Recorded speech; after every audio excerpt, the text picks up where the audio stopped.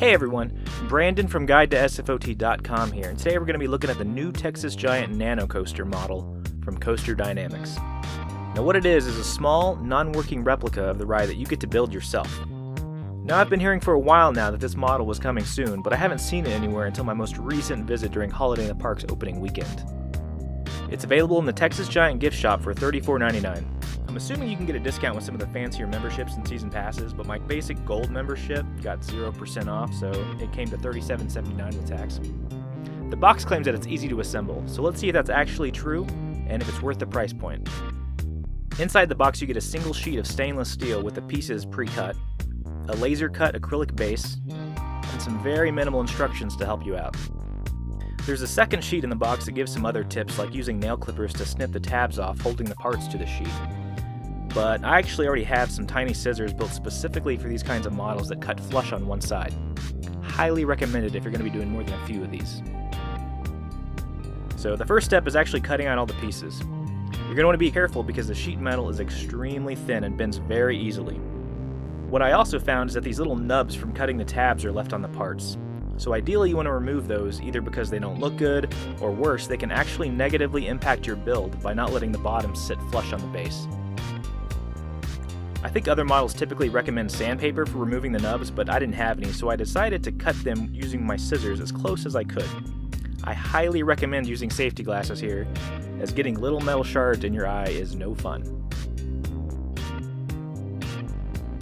Next up, we peel the paper liner off the acrylic base.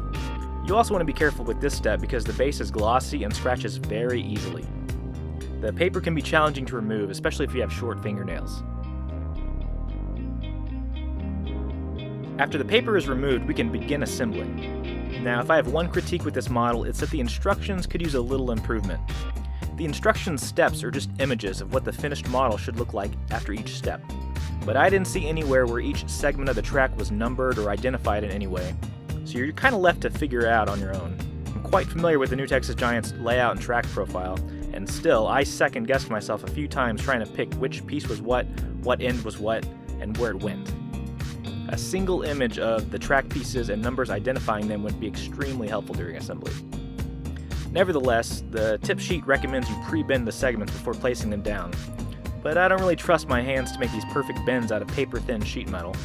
So what I did was find some round objects, like this coffee can, that had similar diameters to some of the curves, so that they could serve as a form around which I can bend some of the pieces and get nice, smooth curves. After inserting the pieces, you just bend the tab below to secure them in place. Overall, the pieces went in without much issue. The only thing I found a bit troublesome was sometimes the cuts in the base weren't as clean as they could have been, preventing some of the track pieces from sliding in. I took some of the remaining scrap pieces from the metal sheet and slid them through the base slots to clear out some of the debris left over. You definitely don't want to force any of the track pieces to fit, because with as thin as the pieces are, you're likely to destroy them. Finally, the model is finished with a little logo and a station piece.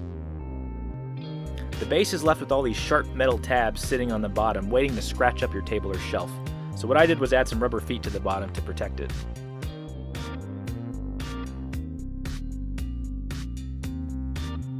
Overall, I have to say it looks pretty good.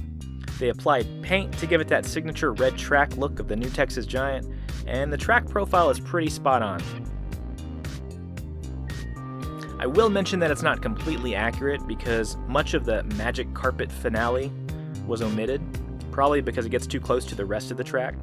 So what they did was basically omit the finale section from when it joins the main structure until it leaves again before the final brake run. Again, it's a very minor complaint that only true coaster nerds will notice. I think this was worth the $34.99 price tag, and it's actually really neat to see the park getting park-specific merchandise. As for availability, I'm pretty sure these are only being sold in the park. Now, it would be cool if Six Flags set up an online shop to sell all their Nanocoaster models across the chain, but Six Flags has never been really up on technology. Just ask their app team if mobile food ordering is available yet. But yeah, overall, a very neat model, and it actually looks pretty legit, so I'm going to give it my thumbs up and a GuideToSFOT.com recommendation. Thanks for watching, and be sure to check out GuideToSFOT.com for all your Six Flags Over Texas information. We'll actually be celebrating our 10th year of operation in 2020, and we are the ultimate unofficial guide to Six Flags Over Texas. Thanks, everyone.